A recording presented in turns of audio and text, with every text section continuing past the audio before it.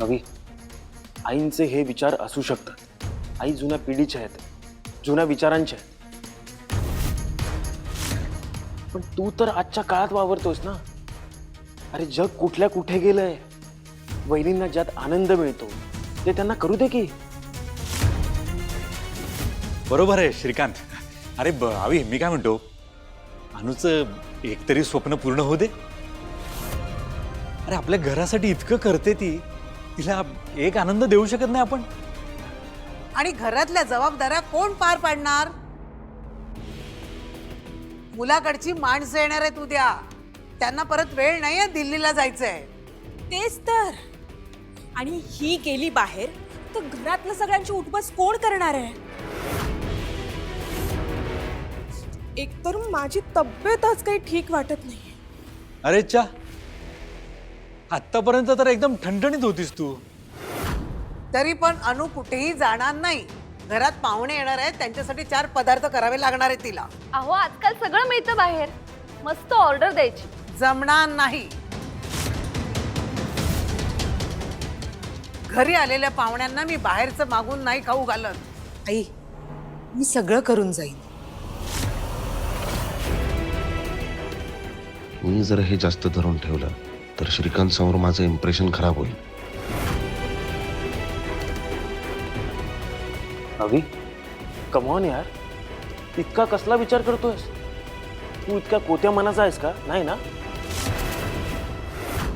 कोत्या मनाचा नाही मी. कोत्या मनाचा नाहीये मी. अरे, आम्ही एकदम ब्रॉड माइंडेड आहोत सगळे. फक्त काय रे, ते रेवतीला बघायला मुलाकडचे येणार आहेत ना, म्हणून. तू बघ ना, माझ्या जागी येऊन विचार कर. सख्खी बहीण आहे रे म्हणून, बाकी काही नाही. पण ठीक आहे, आपण असं करूया, त्या मुलाकडच्या लोकांना 3 वाजता बोलवूया. 3 वाजता त्यांना बोलवूया आणि मग त्यानंतर बघण्याचा कार्यक्रम झाला की तुला जायचं तिकडे जा.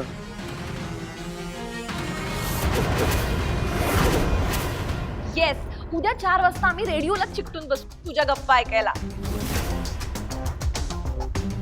बरं चल, येतो आम्ही. All the best. अरे नाही अश्विनी, तुम्ही पहिल्यांदा घरी आलात. मी पराठे केलेत. सगळ्यांसोबत तुम्ही पण नाश्ता करा ना प्लीज. क्या बात आहे वहिनी. आज पराठ्यांवर ताव मारूनच जाणार आहे तू. चला.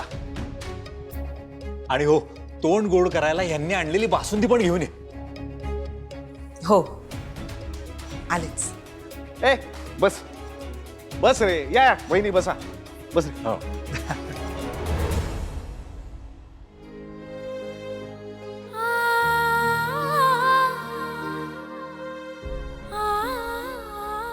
देवा, ते लोक वेळेत येऊन जाऊ दे, म्हणजे मलाही वेळेत निघता येईल.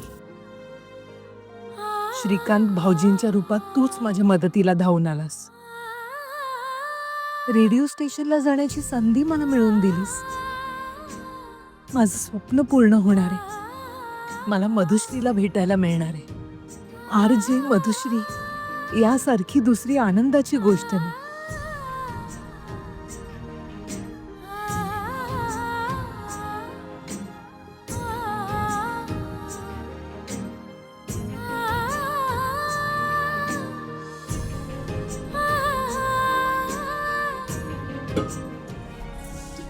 तुम्हाला काही हवं होतं का?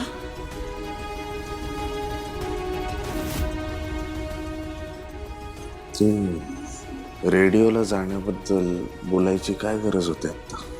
नाही, मी काही नाही सांगितलं. तू नाही बोललीस तू. खरं बोल, खरं बोल. बोल, काय गरज होती? मी खरंच काही नाही सांगितलं. ते अश्विनी वहिनींनी रेडिओवर ऐकलं आणि त्या श्रीकांत भाऊजींना इकडे घेऊन आल्या. मी खरंच त्यांना काही बोलले नाही. मुळात त्या स्पर्धेत भाग घ्यायची गरजच काय होती? भागच नसता घेतला तर त्यांनी बोलवलंच नसतं ना तुला. बरं बोलवलं तर बोलवलं, त्यांच्यासमोर काय म्हणते त्या अश्विनीला तू? हं? माझं नाव खराब करते, मी माझं नाव खराब करते. हं? अहो नाही, मी कोणाला काही नाही बोलले. खरंच विश्वास ठेवा माझ्यावर. मी तुमची परवानगी घ्यायला आत आले होते तर तुम्ही तिकडे फोन आला तुम्हाला आणि तुम्ही बाहेर निघालात. मी तुमच्या परवानगीशिवाय कधी काही करते का?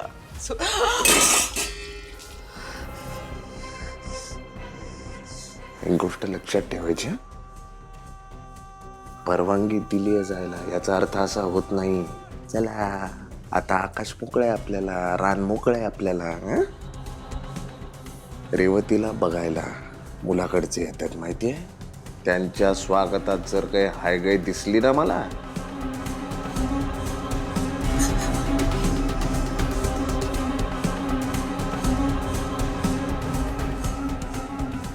गाठ माझीशी आहे.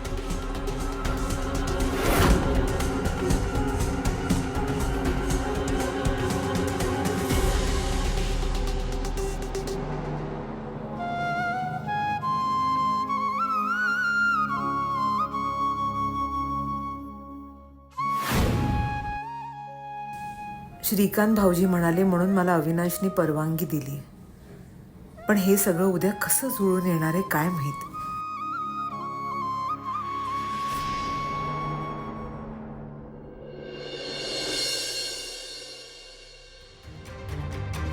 तुम्हाला जाणणाऱ्या त्या कौस्तुभच्या सगळ्या आठवणी जाळून टाका.